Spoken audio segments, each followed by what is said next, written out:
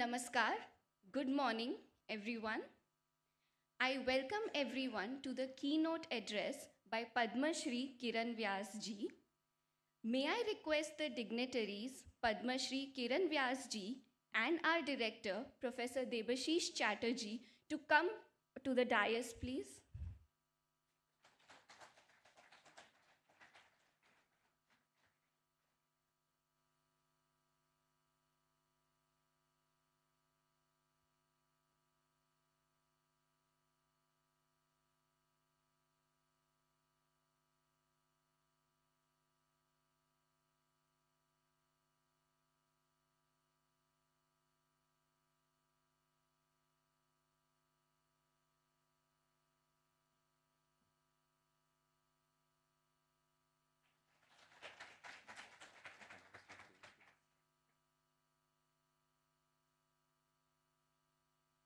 May I request Professor Debashish Chatterjee to present Shri Kiran Vyas ji with a ponada.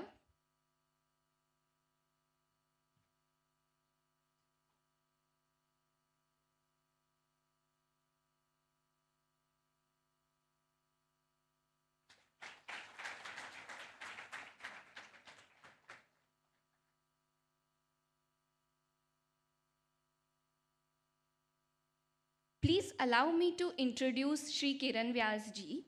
He is the recent recipient of Padma Shri in 2024 and the founder and director of Tapovan, a center for Ayurveda and yoga located in Normandy, France. Established in 1983, Tapovan is today recognized as one of the most prominent centers for Ayurveda and holistic education in Europe. We have a brief presentation and I would request Shri Kiran Vyas ji to take us through his journey from Gujarat to Tapovan in Normandy, France. May I request Shri Kiran Vyas ji to please come forward with a huge round of applause. Thank you.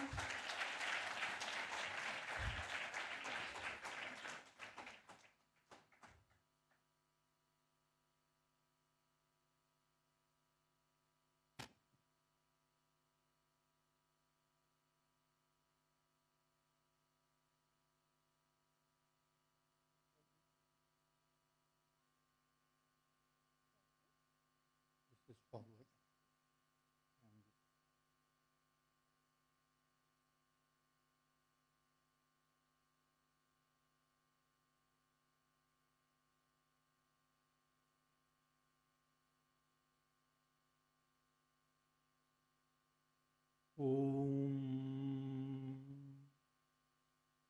Om Anandamayi Chaitanyamayi Satyamayi Parame Om Tat Savitur Varam Rupam Jyotihi Parasya Dhimahi Yannaha Satyena Deepayet Om Asatu Ma Sadgamaya Tamasu Ma Jyotirgamaya Mrityor Ma Amrutam Gamaya Om Shantihi Shantihi Shantihi Sarve Sukhina Bhavantu. Let all be in good health.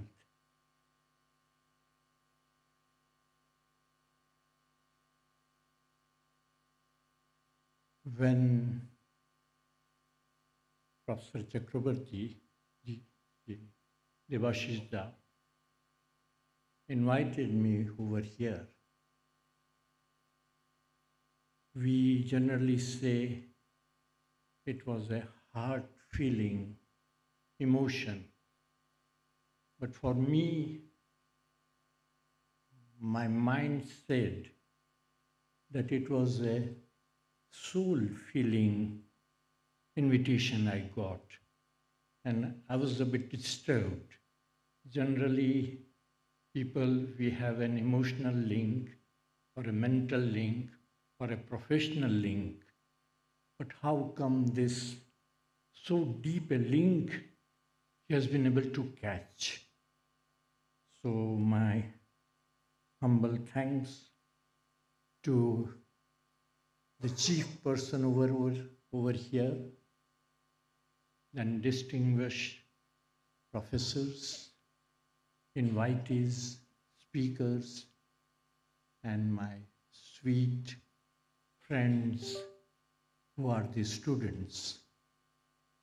Students, this is what I've always liked to be.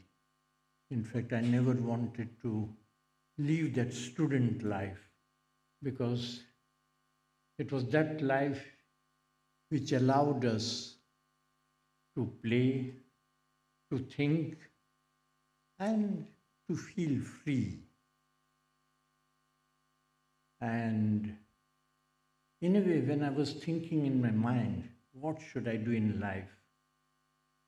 Then finally, thinking that this job, the other things, then finally I said, why not can I say that my job is to be a student? And when I spoke to my friends around me, then he said, that will not be allowed. Then I said, perhaps I will help a few other students to help. So call me a teacher if you feel like. But I really want to be an eternal student. In fact, my life began in Gujarat when I was born just, let's say, before independence. My father was working with Gandhiji right from 1939, and my father had written a big essay on what we call it unemployment and the suburban cities which would have this slum area. So it was a good continuation of yesterday's His Excellency Vikas Swarup spoke about this and this slum dog in a way. But in 38, when he had written that essay, nobody knew that Indian cities could have such slums, because in those days we did not have. And Gandhiji liked that idea. And he was, through Sardar Patel, who was a friend to my father, they came into contact. 48 was the year when Gandhiji left his body. But before that, my father was in Sabarmati Ashram.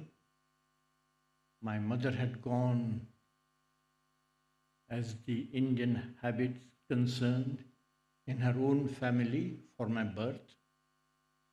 And she was in a worry, in a turmoil, because one of my father's friends was a medical allopathic doctor and who really wanted to help my mother for the delivery. But the traditional Indian families would not allow a man to come for the delivery. Similarly, my mother was much worried also that my father's family was a Shivaite and her family Swaminarayan or Krishna lover. So even this duality, which is not visible so much, but at family level, it was much visible. So naturally, I helped my mother out by taking my birth 1 week before the date, and slowly by myself, without the help of any doctors or any midwife who could be helping. In fact, I was born, and then my mother informed her family, oh, the son has already come. And It's a Gujarati way of saying we will not call in Gujarati a baby. Baby means a feminine child. So we call it a babo. It's the English version developed into Indianized system. So I took up my freedom right from the birth, and the freedom is the birthright was my first principle in my mind, of course, without knowing it. Later on, I learned from my father that Gandhiji was asking him to build up an Indian system of education, and he gave that responsibility to my father, and they must have exchanged a few views, and certainly my father came out with a system of the basic education, what is called Gandhian education, a system of 3 H. H for head, H for heart, and H for hands. Hands must work, and we must be self-sustainable person, self-sustainable body, self-sustainable family, self-sustainable Rashtra or nation, that we may not belong, we may not ask anybody.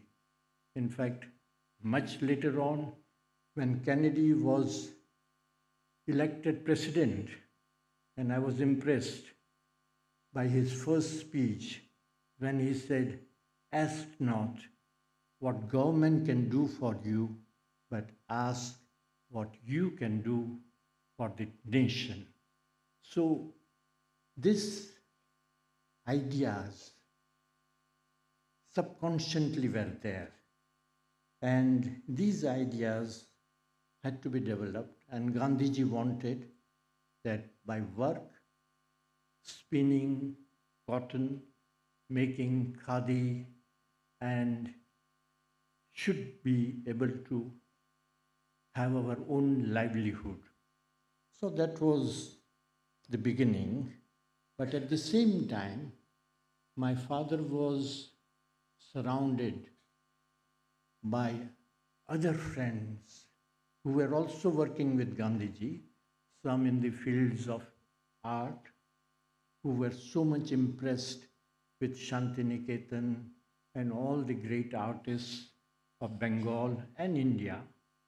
Similarly, there were musicians and even the dancer, Ravi Shankar we know, but Uday Shankar we know little less. He was right there in Gandhiji's ashram and was teaching the Indian dance. But more than that, there were the practitioners of Ayurveda and naturopathy.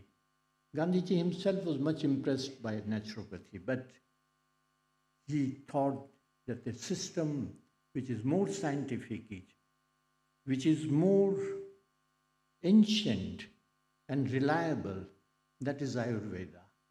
So Ayurvedic experts were there, and I was hardly 2 months old. They all wanted to make me an Ayurvedic expert.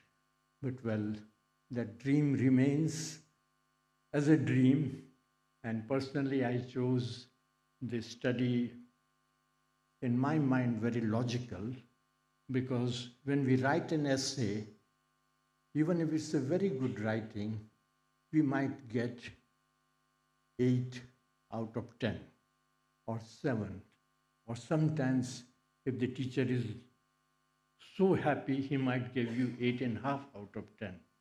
So I felt that this is not perfect. So what is better over there? Then I said, mathematics, yes. That if the things are correct, you do get 100 out of 100. And so I selected as my first subject mathematics and physics, and with which I finished my studies in Pondicherry in Shri Ashram. Of course, in my life, what has played an important role is, on one side, the external life, but much more than that, a sort of an internal life. And that life, call it by any name, here in India, without hesitation, we can call it a spiritual life without saying it's a religious life. So, my first experience of this, going to Pondicherry and studying that, the system of integral education. But before I come to that, I just would like to tell you about Ayurveda. As I'm practicing Ayurveda and yoga in Europe, one day, quite recently, about 10 years ago, one of the business magnates of Paris came to me. He was quite a friend to me, and he said he wants to open a new company. Can I help him? I said, I don't have much ideas about business and still less about your share markets and you sell and you buy and you do this and that. I said, no, but as a friend, please give me an advice that I want to have only one partner for my company, and I have 3 names. Myself, with whom should I go? Then first he mentioned one person, second and third. But I said, I don't know them. How can I choose? Then he said, please, Kiran, please help me out. Then I said, should I meet them? But what will I do?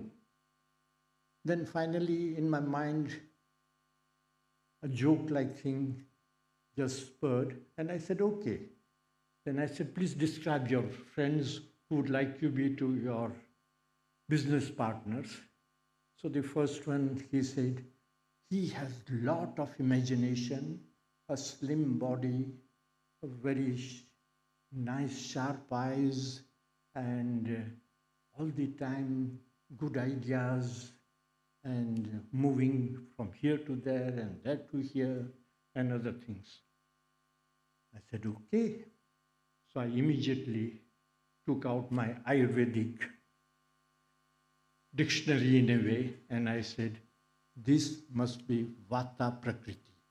That is the nature of Vata, means who is very mobile, very agile, lot of imagination.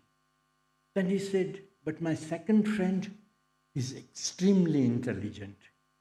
He can understand. He has studied. He has got diplomas, degrees. He has moved around the world. He has seen.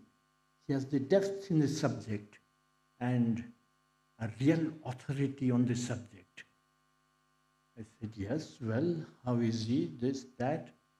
Then I immediately said, oh, here is the perfect Pitta Prakriti, a great intelligence, but a caustic sort of intelligence, Pitta Prakriti, they are very good, but they can even tell you after 10 or 20 years that, you see, you were doing the same mistake 20 years ago.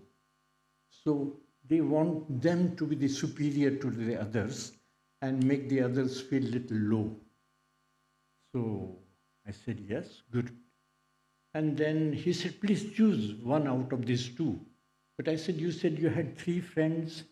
Yeah, the third one, he was my family friend, my classmate in the pre-primary school, then primary, secondary, and of course, in the college and the higher studies, we were separate.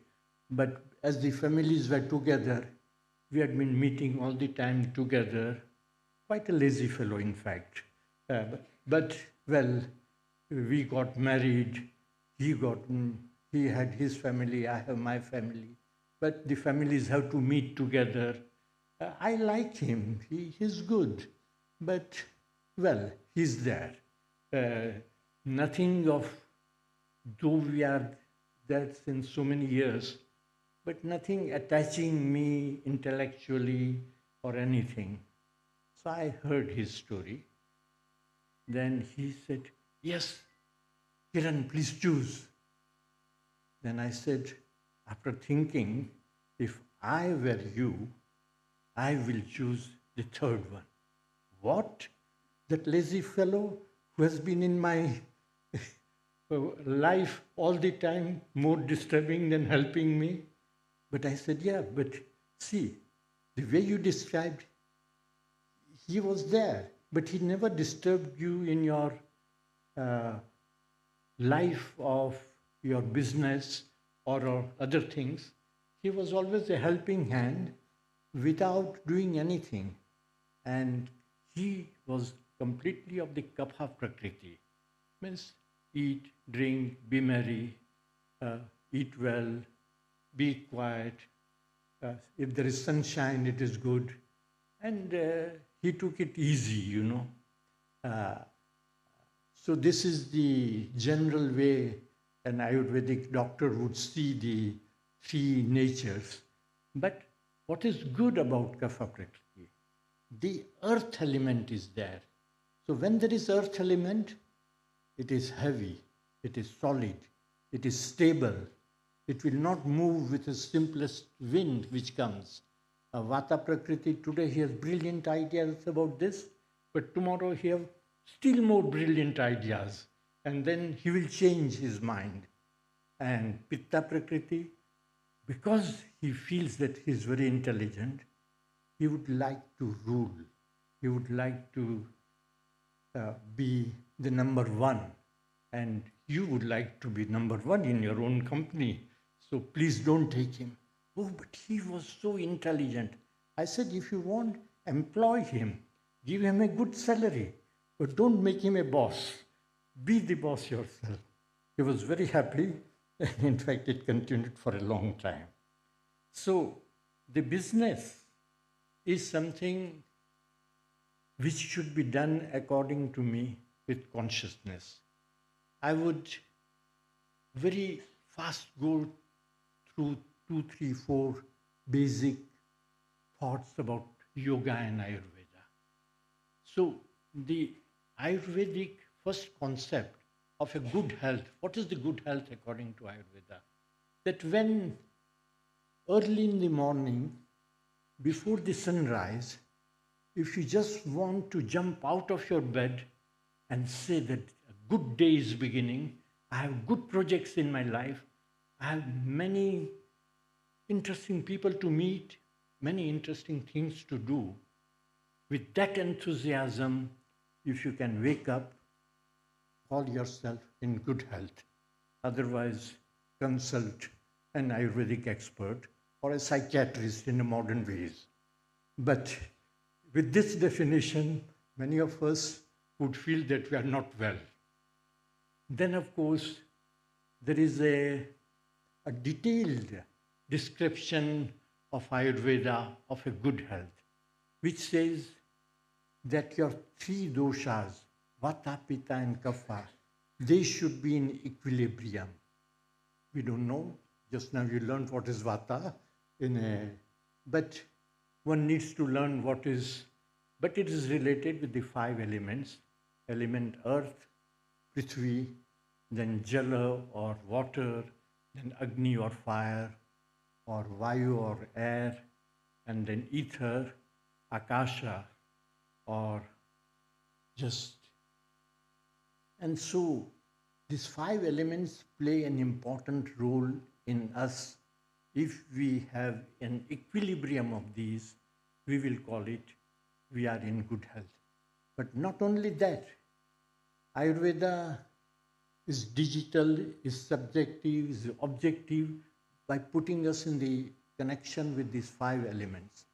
Then Ayurveda said there are 7 dhatus. 7, yes, I understand. Dhatus, general understanding is a metal, but no, in Ayurveda it is called a tissue. There are 7 tissues, and the first tissue is rasa. Rasa is what? Whatever you eat or whatever you consume, you change it into a sort of essence or nectar, and which is absorbed by your body or by yourself, and that is the rasa. Then is the rasa only food? No, no, rasa is not only the food. Rasa is also the navarasas of art and music and dance. So when you absorb a beautiful music, that will nourish you. When you see a good piece of art, that will nourish you. So in fact, any nourishment is the rasa.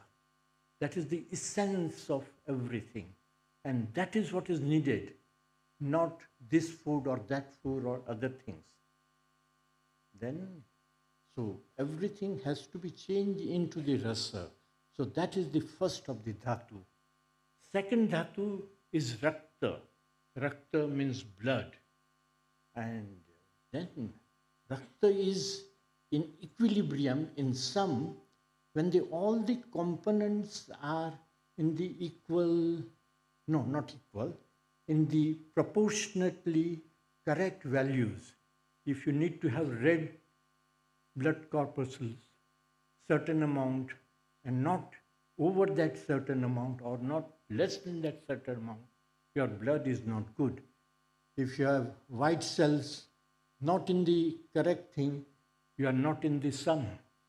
If your sugar is very sweet and nice, Ayurveda says, even if you are a very rich person, your prosperity of extra sugar in your blood is a bad thing. So that was very strange how 5,000 years ago or before that, they could, let's say, analyze all these things. So once I was just with my professor of Ayurveda, and I just teased him that, sir, you are a well-learned professor of Ayurveda. I agree, it's a great knowledge, this, that, but in those days we didn't have all these instruments to analyze this and that. And luckily on that day, both of us, we were in a small village in Gujarat. It was the summer time, and walking pathways, which was very dry and completely hot sun was there. So he just stopped me, put his hand on my shoulder and said, can you see in that corner near a tree? I just had a look. I said, no, nothing much, nothing in particular. No, see properly. And I just saw it was a little wet. They said, what do you say? I said, we are in India. If any man would go and urinate, nobody is going to see us. Oh, then he said, yes, you are on the right path. But is that all? I said, I don't feel like seeing anything more than that. Then he said, please go near. Of course, unwillingly, I went near that spot, and then I saw there were some ants. I said, yes, there are ants. So what? I said, the one who passed his urine is a diabetic patient. And he said, yeah, you are right. See the analysis of blood, analysis of this urine. Then he said, but the variety of this ants is such that the patient should not survive more than 10 days. And I was surprised. How could he say that? And luckily, being in this small village, in fact, just 3 days after, I heard about one person died, and he was suffering from diabetics and an acute diabetics. So you see, the ants were capable of doing that analysis, but of course, he said this is not all. We had the alchemy procedures, we had chemical studies in olden times, and we had that knowledge. So much so that even transforming mercury into gold or this into this, and in fact, even one of the deadliest or the most used medicine for cancer is made of uh, mercury and what to say? Well, I will go into that. The Padma therapy is something excellent. So I just wanted to say that the Rakta is very important, and similarly, all these things at the end go towards the Shukra, and then it transforms into Ojas. And Ojas is the light. We may call it aura. We may call it just light. But then finally, in order to explain to the Western public, I said, it is the immunity. And this immunity, when you get naturally, you can be above everything. And so the 7 dhatus is nothing but that. But then came another idea in my mind, and I was just invited because in order to spread Ayurveda, in fact, I did almost everything. As I was telling our friend Priya Nair, and as I used to go for yoga classes, and people used to call me by telephone and things like that. And of course, I had very great patients or clients, big writers like many good writers and many good politicians and other things. But this earned me a name which is not a very pleasant one. My dearest friends started calling me a call yogi. That instead of a call girl, Kiran, they ring you up and you go and you teach them yoga. So I said, well, why not?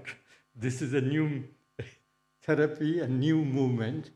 But so the beauticians, once the beauty parlor people, they wanted some secrets of beautiful face. And there was a world conference where people had come from all over the world. And it was somewhat, I remembered when I dropped you that day, that hotel, just behind that there is a Palais de Congrès, where there are about 4,000 people can meet. And so the meeting was there, and you know, beauty means all the creams and all the beauty things, you know much more than me. And in fact, before I entered that big hall, where 4,000 people from all over the world had come to listen, means all the, and before that there were the selling stands, you know, and then somebody was putting little bit of cream on the face, and you see, with this cream, which is only 80 euros, you will be young and good. And of course, all the persons on whom it was done, these were the girls of 18 to 24. And the people who were looking at that were the ladies beyond 60s who needed this thing. I said, oh, yes, it looks nice. Then some other person got some, and the marketing was so well done that the one who wanted a 80 euros cream went away with about 400, 500 euros of expenditure, taking a bigger cream, and then to help that you need this, and before that to wash this skin you need this, and then you to keep. But finally, when I was on the dais, I was almost afraid, because beside me there was one eminent doctor from America, then some research scholar on the skin, and some aesthetic beauty queen, one some lady from Hollywood. She was doing telling her secrets. So after 2 persons, when my turn came, my first sentence was that I do respect all these modern researches and things, but in my country, and especially in my therapy, which is called Ayurveda, which is the science of life. And if you don't mind, can I tell you the secret? They said, yes, we are all for the secrets. And I said, if you are constipated, you will always have a constipated beauty. Even if you want to smile, your smile would be very constipated. So no cream will help you, no things will help you. It just shocked everybody. So this was the first part. And then naturally, I did speak to them how to go towards first the good health of your guts, go towards the good health of your body and mind, to have the beauty on your face. If it is within, then it can come out without, or that can come out on your face. So the inner beauty is equally and more important. So that the third principle of Ayurveda is your three malas, the stool, the urine, and the transpiration or the sweat has to be taken care of almost every day. If you sweat, if you do some exercise and you have taken out some toxins through your skin, if you have eliminated exaggerated water in your body, if you eliminate, so the eliminations is a very great thing. Then Ayurveda comes with a concept of Agni. There are 13 sorts of Agnis in Ayurveda, and one of the most important is the Pachagni or Jataragni, or what helps you to digest. But the Agni concept is nothing else but enthusiasm. If you have enthusiasm in your life, it will help you. And in fact, once one of my friends, an artist, she was on her, let's say, deathbed, and I was to go to just speak to her. And then I decided, what will I say, what will I not say? I thought I will say about Indian things, that this is that and that. Our Indian Vedantic philosophy, I will try to take it out. But she was so enthusiastic. When I went into her hospital room, and she said, how are you, Kiran? What is Tapovan doing now? What are your plans? What are your projects? People do accept this sort of medicine or not yet? And in fact, 20 minutes after, I came out boosted with enthusiasm and energy.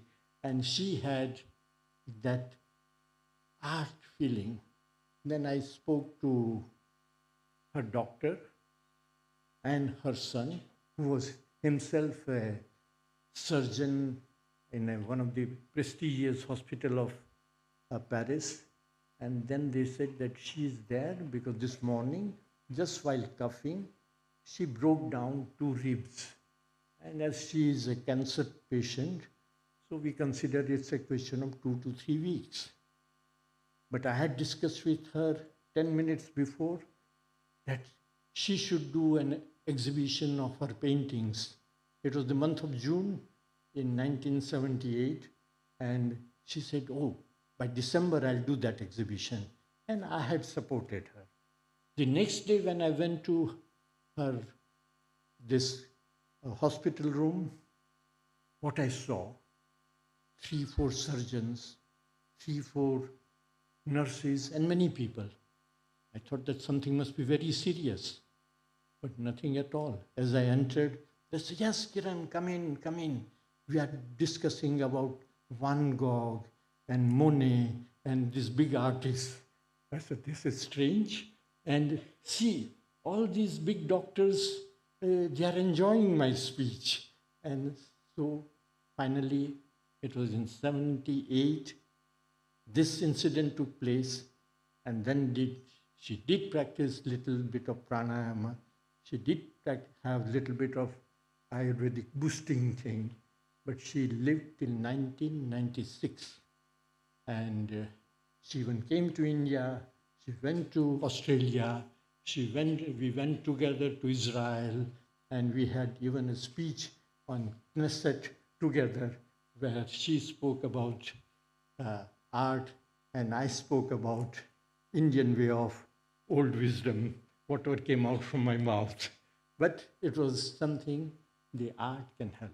So I was just telling you about this Ayurvedic, the Agni is there. If you have that fire in you, you can either help anybody and everybody, or you can cure yourself. So this is on the physical level. But Ayurveda doesn't conclude itself to the physical, then speaks about the five senses, then speaks about the indriyas, and then speaks about the creativity. This is what we saw. So all these things should be in good order. And then comes the mind. Mind needs to be controlled. Mind needs to be peaceful. And what is the nature of mind? As Ramakrishna, the greatest of the greatest saints of India, he said mind is nothing but like a monkey, but still worse, not an ordinary monkey, a little child monkey, not a little child monkey, which has been beaten by a bee, a scorpion, yes. So the mind is something in pain and it will be move around in anything. So why not control that mind? So if the mind is quiet and peaceful, we could be something, a better person. And Ayurveda doesn't stop over that. And then he says, Atma, your inner self, has to be on the path of progress or evolution. If you have that, consider yourself to be a healthy person. If you are in that evolutionary process, if you are trying to find out without telling that you need to be spiritual or anything, if you are trying to see within yourself, you will be a good person. I said, this is a brilliant definition of health. And I tried to follow it up as much as I can. And then this morning I opened this small little bag and I found a thermos which should contain water. So then it came to my mind, what are the basic medicines in Ayurveda? Vari and Nidra. Vari means nothing else but water. And that also the warm water. This is the best of the medicines. And even when you drink tea or coffee or anything, what is good in it? It is the water which is good. And it is the warmness of water which is good. Otherwise, and then Dr. Krishna from Japan, one of the great friends of mine, then I discussed with him about the green tea, which makes our body basic. And he said, no, it's not that good. People are wild about that. But what is good is just water. And Nidra. Nidra means sleep. There is a Nidra Devi, the deity of sleep. And that is the concept of this deity, Nidra, takes care of all our inside. Means when you are conscious of this, the outer consciousness, and what is consciousness which is behind. You call it subconscious mind, you call it inconscient, you call it supraconscient. So all these things is the domain of Nidra. And you need to go. We are all like icebergs, Just a tip is visible. And lot of us is invisible. And this invisible side is taken care by the Nidra. Therefore, if you sleep well, everything goes well. Otherwise, you do learn the process of Yoga Nidra, which is a very interesting thing, where how to go consciously into your sleep and discover that world of subconscious, inconscient mind, and then our inconscient self within, and try to help us out.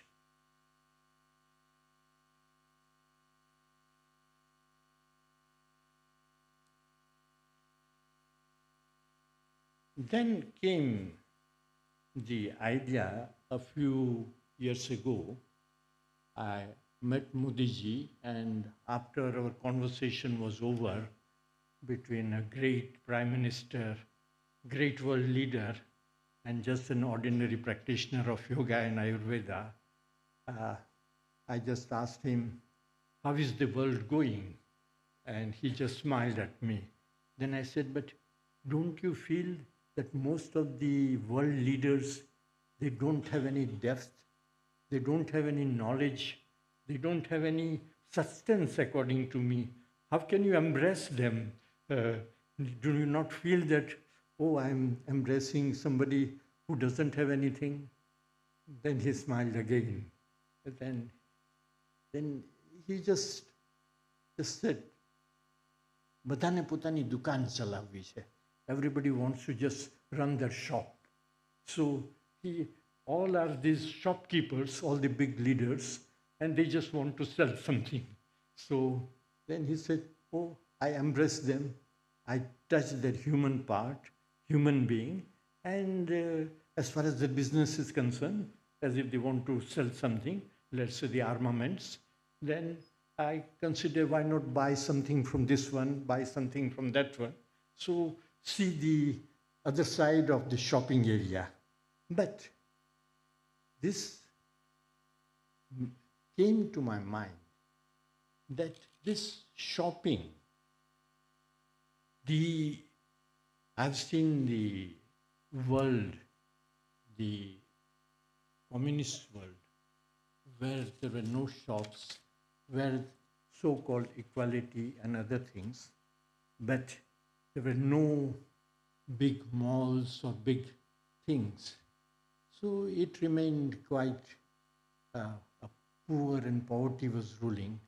And then this abundance of food, abundance of everything, and lot of wastage and other things of the Western world. If you even see the dustbins of Paris or New York or any big city, you would say that you can just put up, many people can eat out of that. But, well, what I learned from this, that which I saw in Modiji also, one of my friends and who became a guru later on, Chinmay. Chinmay was a co-sadhak in Pondicherry Ashram, and then finally he decided to become a teacher or a guru. He went to USA, he was quite well known, and he was even Gurbachev's teacher. But his disciples told me that, I said, "What is the teaching of your guru?" "Oh, it's very simple, sir." He said that replace your love of power by the power of love. If you can do this, and in a way I did feel Gurbachev, by following these things, did come to something interesting. Then it came to my mind, one Mr. Jean Daniel, who was a friend to Mr. Mitterrand, the president of France. He used to practice every morning little bit of asanas, and then we would take breakfast together, talk a little bit. I speak much less, but I do exchange. Then the first day, one day, it was the day when Iran was getting liberated. France had helped. The dictator was the Shah of Iran, who fled away from Tehran, and the Khomeini people came over there, helped by. So my friend and a big journalist of a big review said, "Kiran, what do you feel? One more dictator has left his kingdom." And I said, "But, I have my doubts about this Khomeini who has come in his place." He was not pleased with my remark, but we kept quiet.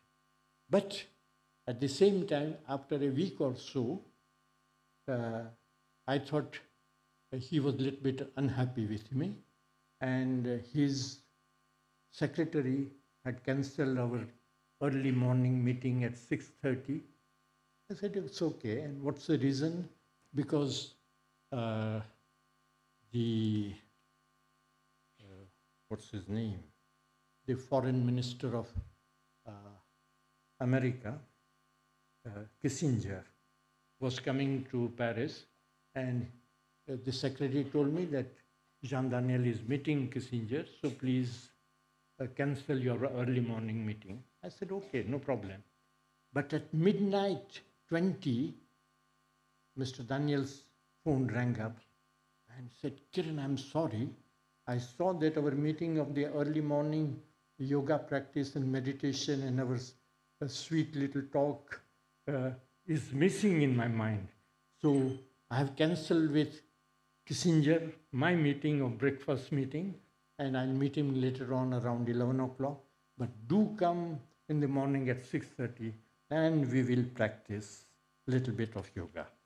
So yoga is something not only physical, but let us say in the Western mind, it is there.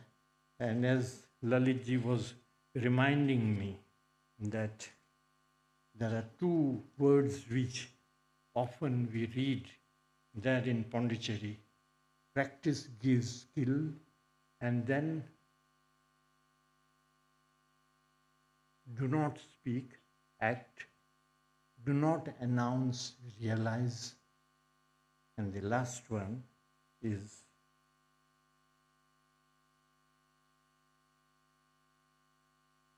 there are oceans of theories, but one drop of practice is better, just a drop of practice is better than an ocean of theory. So with this, in fact, I lead my life.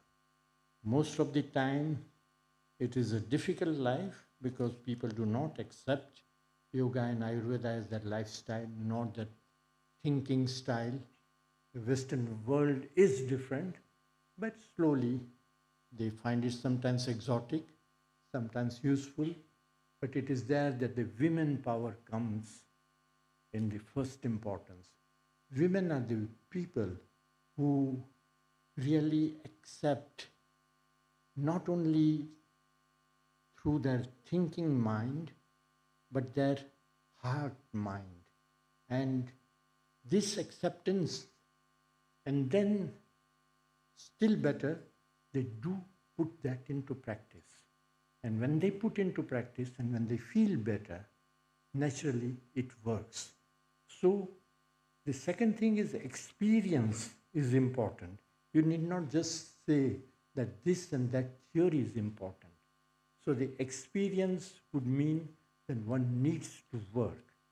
And the three vectors of health and well-being according to Ayurveda are ahara, dietetics, vihara, the mode of life, how you live your life, and manovyapara is what is the mental state.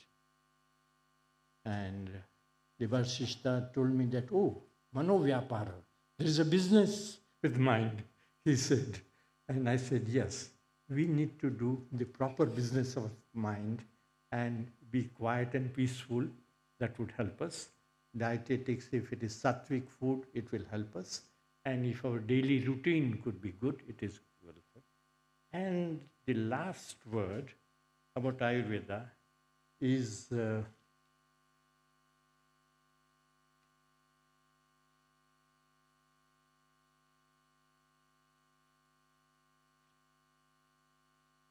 I had, if I'm not forgetting any word before I conclude,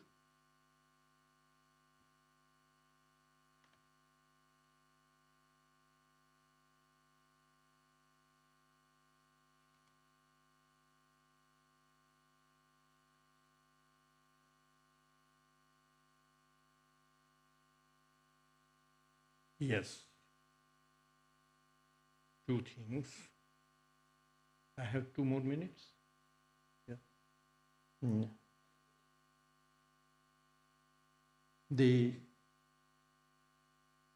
In 78, I was just invited for a World Congress on the innovations in education. It was to take place in Geneva. But I should tell you that now the picture has changed.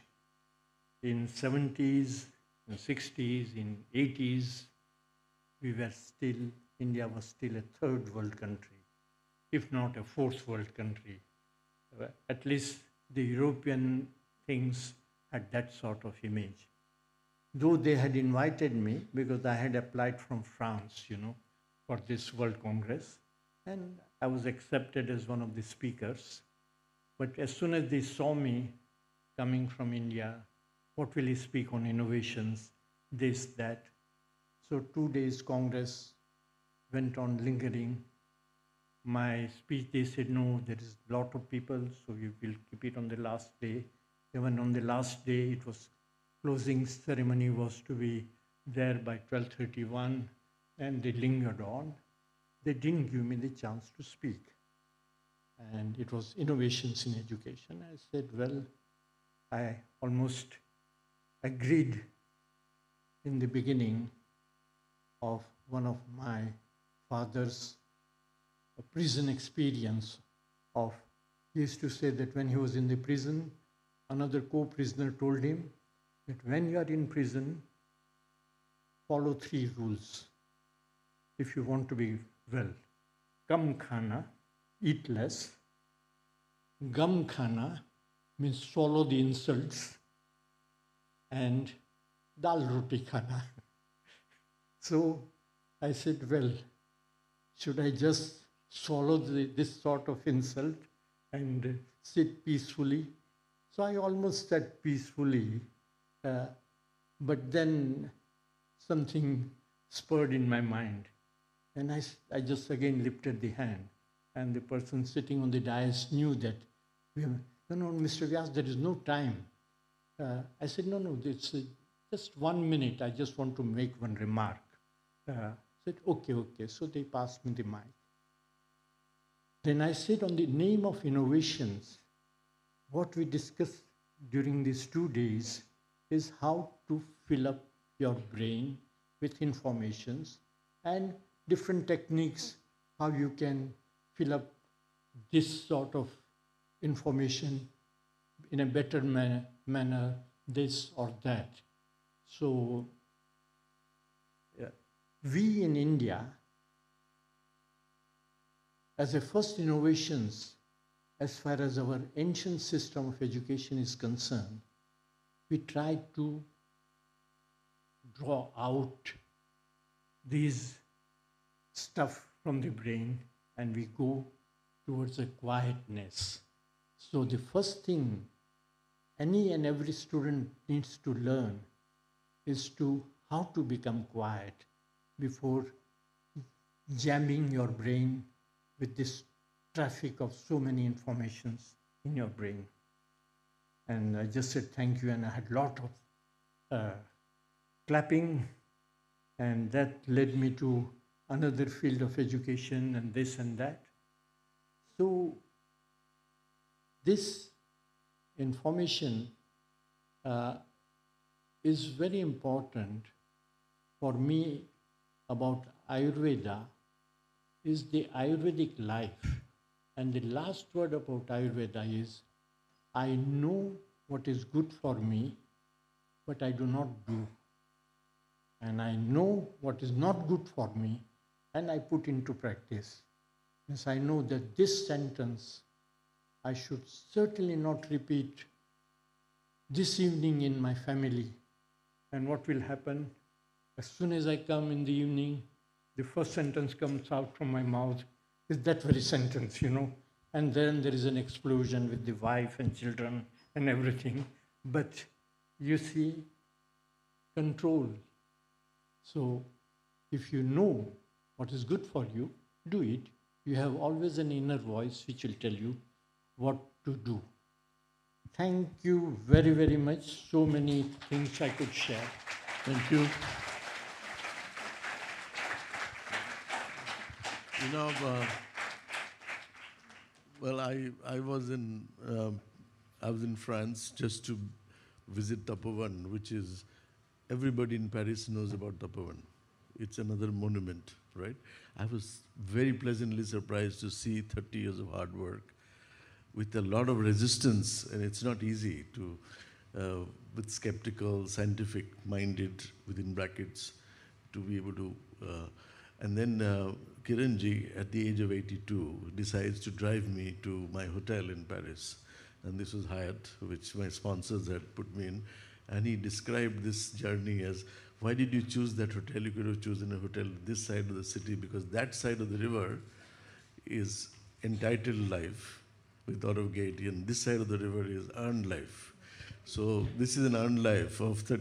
This man began his career with ISRO and ended up pioneering Ayurveda for 30 years in Europe, and now an icon in France and in India as well. Thank you for your wonderful. Can we have a warm standing applause for him, please? Thank you. Thank you. So kind of you. Thank you very much. So much. May I request Professor Debashish Chatterjee to present a memento to Shri Kiran Vyas ji.